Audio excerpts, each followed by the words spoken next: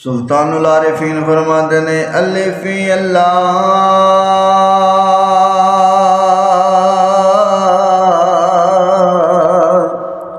चंबे दी बूटी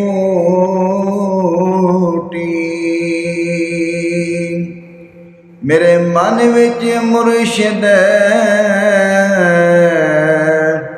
लाई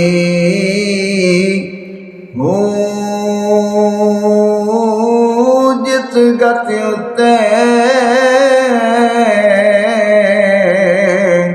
सोना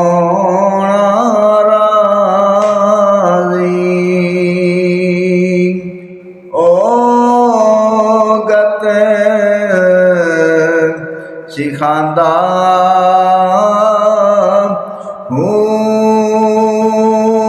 हर दम याद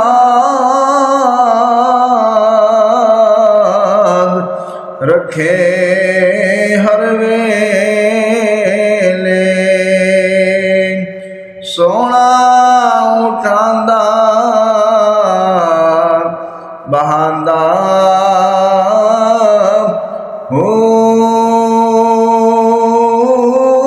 आप